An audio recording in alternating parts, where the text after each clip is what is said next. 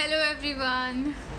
आज फिर एक बहुत ही रॉ और अनफिल्टर्ड वीडियो लेकर आई हूँ मैं, जहाँ पर बिल्कुल रैंडमली मुझे जस्ट लगा कि बोलना चाहिए, तो चलो बोलना शुरू करते हैं। और इस बारे में बात करना बहुत ज़रूरी है। तो ऐसा कितनी बार आपके दिमाग में आता है कि वो मुझसे बेहतर है या वो मुझसे बेटर है, मैं तो उसके आगे कुछ भी नहीं।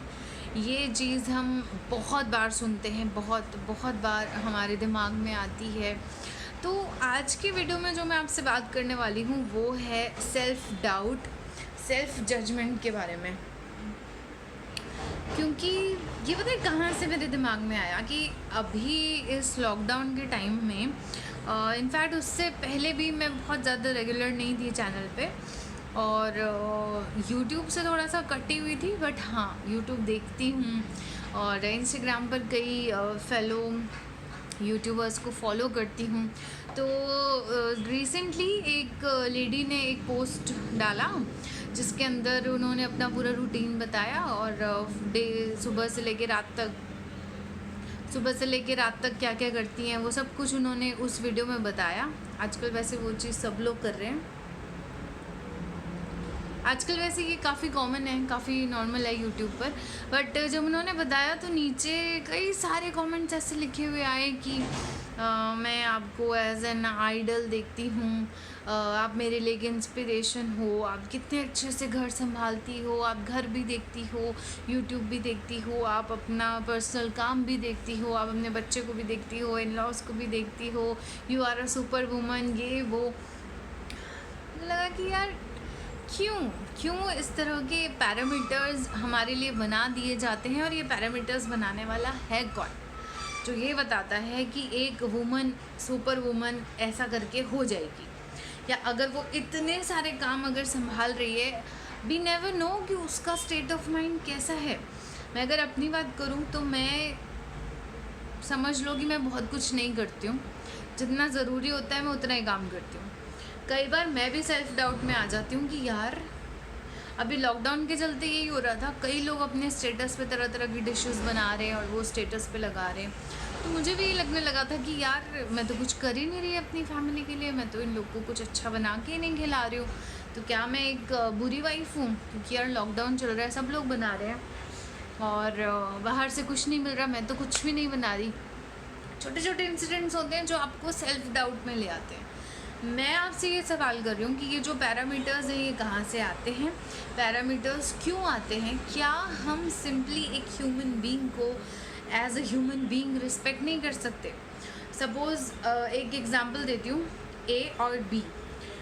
तो जो ए है, ए बहुत ज़्यादा कुशल है घर संभालना और बच्चा संभालना, बिजनेस भी या जॉब भी, जो कुछ भी है वो ऑलराउंडर, हर चीज़ में उसे मज़ा आता है, घर में तरह तरह की डिशेस बनाने में। बी है, बी को ये सारे काम करना अच्छा नहीं लगता, बी थोड़ा सा आर्टिस्टिक साइड पर है, बी को थोड़ा सा आर्टिस्टिक रहना पसंद है, बी थोड़ी सी लेज़ी भी है क्योंकि उसको आराम करना पसंद है। जब भी वो फ्री टाइम होता है तो उसे लगता है मैं बस लेटी रहूँ, मैं बस खुश रहूँ, मुझे ऐसे ही अच्छा लगता है, जब टाइम मिला मैं सो गई। तो बी कुछ इस तरह की।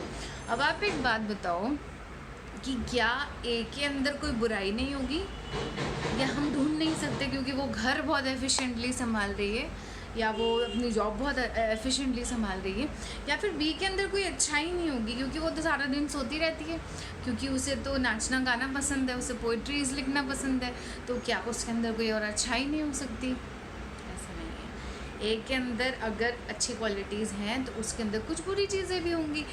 मेरी सोच में ये है कि इंसान कभी बुरा नहीं होता, उसकी आदतें या उसकी कुछ चीज़ें बुरी होती हैं, ठीक है? तो हम अगर एक एज ए ह्यूमन बीइंग खुद को देखें तो we are a mixture of so many things. हमारे अंदर अच्छा भी होगा, बुरा भी होगा, हम इमोशनल भी होंगे, हम स्ट्रॉन्ग भी होंगे, तो ये हम सभी के अंदर है। अगर आप कोई स्ट्रॉन्ग से स्ट्रॉन्ग लेडी भी देखो ना, और आप सोचो कि यार ये तो बहुत स्ट्रॉन्ग है, कभी इसे रोते हुए नहीं देखा, कभी इसे मैंने सैड नहीं देखा, तो देखो हम फीमेल्स को बनाने वाले ने ऐसा ही बनाया कि हमारे अंदर बहुत सारे इमोशंस होते हैं। It depends person to person कि हम कितना उसे बाहर आने देते हैं।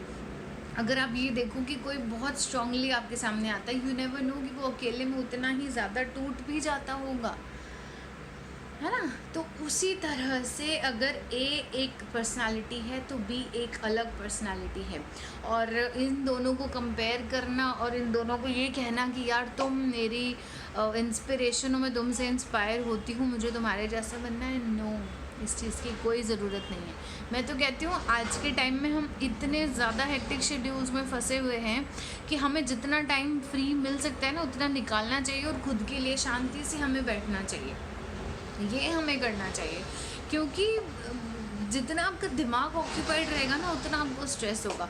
कई बार तो ये होता है कि आप फिज़िकली ऑक्यूपाइड होते हो, बहुत सारा आपके पास काम है, कई बार आप कोई काम नहीं कर रहे हो बट आप मेंटली ऑक्यूपाइड हो। लाइक छोटे बच्चों की जो माएँ होती हैं मेंटली ऑक्यूपाइड रहती हैं, बच्चे का ख्याल रखना, एक सेकंड के लिए भी आप छोटे बच्चे को अपनी नज़रों से अलग नहीं कर सकते, तो वो अपने आप में एक टास्क है। मैं कहती हूँ कि क्यों किसी भी चीज़ को या किसी भी इंसान को बहुत ऊपर या बहुत नीचे ले जाना। जब ये पैरामीटर्स आ जाते हैं ना तब क्या होता है, हम खुद पे डाउट करने लग जाते हैं। तो मैं वही कहने आई हूँ कि डाउट मत करो खुद के ऊपर, क्योंकि तुम्हें अगर ऊपर वाले ने एज अ ह्यूमन बीइंग अगर जन्म दिया है तो उसकी रिस्पेक्ट करो। खुद पर कभी भी जजमेंट खुद तो मत करो। देखो घर के अंदर हो या आप अपने एक स्पेस में हो, थोड़ा सा बाहर अगर आप एक कदम रख दोगे ना तो आप ये समझ लो कि अनगिनत लोग हैं जो आपको ऑलरेडी जज कर ही रहे हैं। तो वाई खुद को जज करने का पॉइंट आना ही नहीं चाहिए, क्योंकि वो जजमेंट का काम ऑलरेडी दुनिया कर रही है आपके लिए।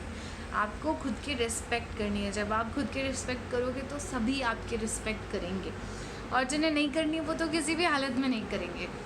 तो इसीलिए हमेशा इस चीज़ का ध्यान रखो कि सेल्फ़ डाउट में नहीं आना। मेरे साथ भी होता है यार, ऐसा नहीं है कि मैं बहुत स्ट्रॉन्ग हूँ, मेरे दिमाग पे असर नहीं करता। अरे करता है भाई, कई बार करता है। लेकिन जब मेरे बैक ऑफ द माइंड ये चल रहा होता है ना कि मुझे सेल्फ गिल्ट में नहीं आना है, मुझे खुद को इवैल्यूएट नहीं करना है, जो चीज़ मुझे अच्छी लगती है, जो चीज़ मुझे खुशी देती है, मैं वही काम करूँगी। मुझे सामने वाले से खुद को कंपेयर नहीं करना है। जब तक मेरे दिमाग में अंदर की तरफ ये भरा हुआ है ना तब तक मैं इन चीज़ों से अफेक्ट नहीं होती हूँ। थोड़ा बहुत उस टाइम पे सुन के लगता है कि अच्छा ये तो इतना कुछ करी, मैं नहीं करी, देन सडनली थॉट्स आ जाते हैं कि यार वो अलग है, तू अलग है, तू उससे अलग काफ़ी चीज़ें तू अच्छी कर लेती है, सो इट्स ओके। अगर तू कुछ भी अच्छा नहीं करती तब भी इट्स ओके क्योंकि तेरा होना इस धरती पर भी कहीं ना कहीं एक कॉन्ट्रीब्यूशन है टुवर्ड सो मैनी थिंग्स। तो इट्स ओके।